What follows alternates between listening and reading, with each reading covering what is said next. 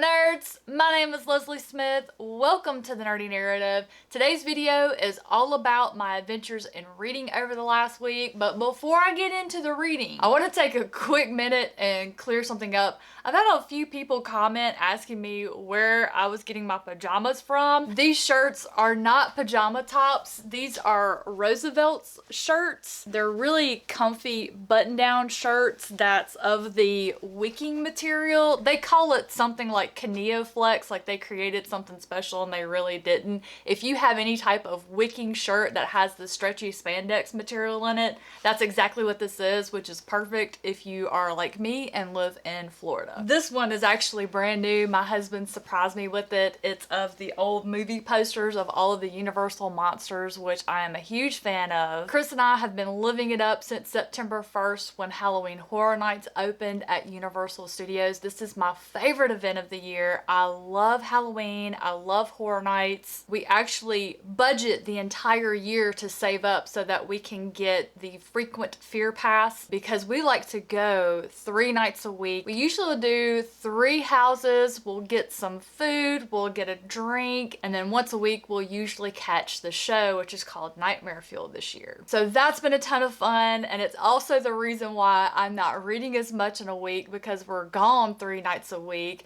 And then this past weekend we tried a local haunt that's in Plant City, Florida called Sir Henry's Haunted Trail. This is absolutely going to become an annual event for us. It was so much fun. It was local, so it wasn't overrun with tourists. It was small. They had 3 haunted trails and then a haunted hayride.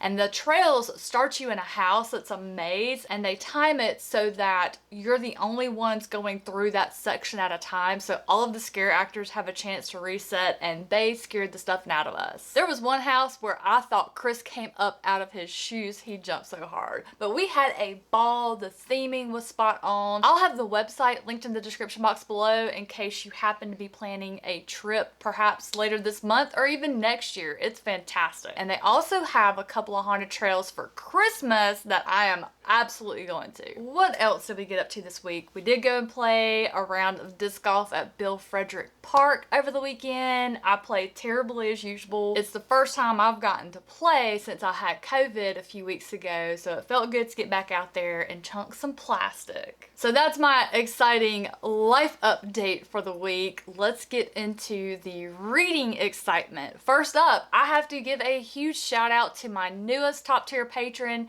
Sharon. Sharon, thank you so much for your support. All of the money that is made on Patreon goes back into the channel. There is a huge misconception that once you have several thousand subscribers, you start making money. I'm still operating in the red. I pay to have a channel. So anybody that helps me through Patreon, you are my hero. Thank you very much.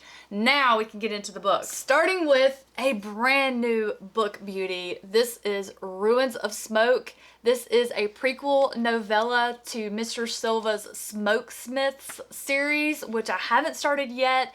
I am going to be getting to that one very soon, but look how gorgeous. I was talking to the author, and the author was saying that he thinks he likes this cover better than the first one, but to me, the mysteriousness of the cover of the first one, where the guy's just like holding his hand over the smoke and it's like coming up from the ground to him, I think I like that one more. That one has my interest. I also talked to the author about would it be best to start the series with the first book or with the prequel. It was his opinion that starting with book 1 would flesh things out a little better for this one. So I'm going to read book 1 first, and I cannot wait to follow it up with this one. And then getting right into the books that I finished this week, I did finish book 9 of the Dresden Files, White Knight by Jim Butcher, and I thought this one was about something else. I got the books out of order in my mind as far as what was happening next. What I did get right about this one is I knew something that was really funny that happens in the series happened in this book, so I enjoyed rereading that part of it. The rest of it I remembered pretty well, and it's not one of my top rated Dresden books. And then just keeping going right along with the Dresden Files, I'm also including the graphic novels and short stories in with this reread. So after White Knight, there are 2 short stories you read called It's My Birthday Too and Herorot. They were both really good and I enjoyed rereading them.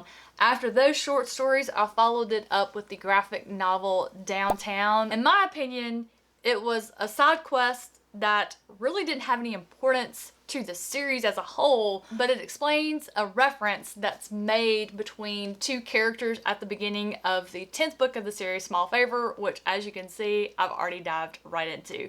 This series has me in its hooks. I'm probably just gonna steamroll right on through the rest of the series. It's just such a joy. Plus, I knew book 10 was going to have my favorite villains in it, the Knights of the Blackened Daenerys, which they show up every 5 books, so I am so excited to reread that one. The next book that I finished was Jigglyspot and the Zero Intellect. Y'all, this book was addicting. It was so hard to put down and there were so many reasons why. It had short chapters that were good, start to finish good, interesting, but they all ended in a way that you just had to keep going. And there were so many different characters that we were following. Each chapter was a different character's point of view. So sometimes I would get to the end of the chapter and I would want to keep going through however many chapters it would be till I got back to that character to see what was going to happen next. But then whatever characters I was getting into next, they had stuff going on that I mean, y'all, you see how it was a vicious cycle, right? The plot in this one was my top ranked element. In fact, I'm going to be filming a dedicated video review for this one, so be looking for that. Also, this book publishes October 31st. If you would like a chance to win one of 5 signed paperbacks, check the link in the description box down below. The 2 things you need to do in order to be entered into the giveaway: follow the author on their Instagram page and sign up for their newsletter. Again, all of that's going to be down in the description box to make it really easy for you. He's also going to be giving away some digital copies for those of you who prefer to read on e-readers. It's worth it. It's worth it. Now, there is a list of content warnings, which the author puts those on the back of the book and the book description on Goodreads and on their website. Again, all of that's going to be down there for you to take a look at. But I love this book. I love this book. I can't wait to read the other one I have by the author, which I actually have sitting right over here if y'all want to take a look at this beautiful cover.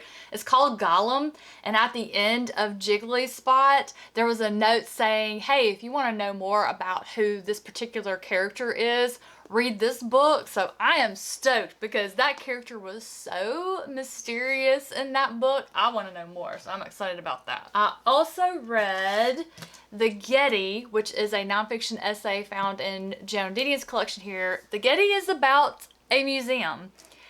It was one of her essays that I feel I would have understood more had I read it in 1977 when it was written. I'm thinking maybe it was the talk of the town then and she just wrote about it. It didn't really make any sense to me. However, I'm going to tell you guys, some of those essays that I've read by her, I'm going, what was the benefit? Where was the value in reading this? Okay, so there was one that I read in here a few months ago called Holy Water, and it's about the whole aqueduct system in California and how they don't just have water sitting around that they can use. They actually receive orders from different areas of California saying, this is how many tons of water we expect to use in this day, and there's this one central area that's responsible for opening aqueducts to getting the water to all these different areas in California. And you know, and when I read that, I thought, this is more information about water I ever cared to know. But I'm reading a book, which I'm going to talk about here in just a second. We'll just go right into it. It's called A Lonesome Blood Red Sun by David Putnam. It's an arc that comes out October 17th, I believe. It's a detective novel, true crime. And in the section that I read last night, the detective made a reference to that aqueduct that I understood exactly how it worked because I had read that essay by Joan. So y'all, it pays to read nonfiction because it extenuates and enhances the reading experience of your fiction. So I thought that was really cool. Popping right over into my other nonfiction read, I'm reading Zora Neale Hurston's nonfiction essay collection, You Don't Know Us Negroes and Other Essay. Last week I mentioned I read the essay I believe the title was The Emperor Effaces Himself. It was about Marcus Garvey. I'm rewatching that old cop show that was out in the early 2000s called The Wire, and one of the dang characters in an episode I watched last night referenced Marcus Garvey, and I looked at my husband and I said, I know who that is. I have been making my way through this collection. I am just flying right along. The section I'm in right now is on politics, and while I do not care to read about politics, I like reading about politics and history, and especially from Zora Neale Hurston's perspective. She was really something. I would never in a million years go up against her in a debate. I certainly would not argue. This woman was amazing, and I can kind of see, reading her nonfiction work, possibly why she was not popular and published as widely until after her death, when Alice Walker got involved. Because this woman, she did not care what color you were, what political faction you were. She was going to drop the knowledge. She is truly, truly a hero. I mentioned already that I started the arc for A Lonesome Blood Red Sun by David Putnam. I didn't realize this when I requested it on NetGalley. It's the second book in the Dave Beckett series, but I wasn't too concerned because a lot of times when I read these true crime detective books, the author does a good job of explaining information so that if you happen to pick up one in the middle of a series, you're still going to be able to read and enjoy it and understand what's going on without having read its predecessors. There may be a few references you might not get if you haven't read the first one, so I decided to take a chance on it and read it anyway. While it is an arc, and they always have a note at the front of an advanced reader copy that you're reading something that is not in its final form, things could still change before publication. There was still a whole lot going on with this one that I was actually wondering, had an editor even gotten a hold of it yet? Because unless a whole lot changes with this book, I will absolutely not continue with the series.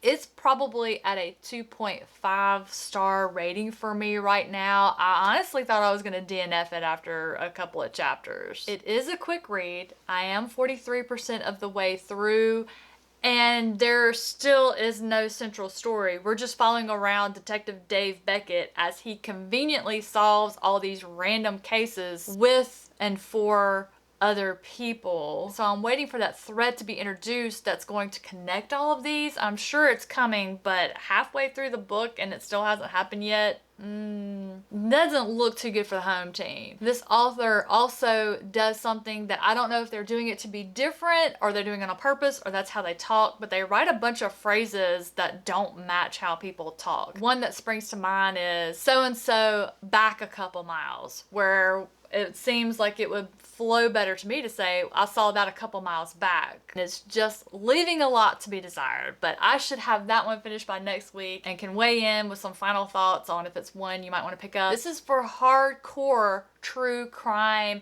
documentary watchers or readers. There's a lot of cop jargon that if you're not heavy into watching this stuff, you won't understand it, or you're gonna think this is too much. Because honestly, a lot of this stuff could have been left out and not affected the story at all. It just kind of clunks it up. So what will I read once I finish that? Well, I mentioned last week one that I was going to be getting into after A Lonesome Blood Red Sun was going to be J.D. Mitchell's Springtide Harvest. That one will be my very next read, and then after that will be Violin by Anne Rice. So I gotta check in with my buddy Eddie to see if he's ready to buddy read that one. This is an Anne Rice novel I've not read or even heard of before, so I'm excited I picked that one up from my library. Y'all, I've told y'all all about my week, what I've read, what I've done. Share with me, what have you guys been up to? Are you reading stuff that is Halloween inspired, some spooky reads? Are you doing any fun things around your town that you want to tell me about? I would love to hear all about it. I'll be looking for y'all in the comments down below. Thank you so much for watching. Have a great rest of your day, and I'll catch you in the next one.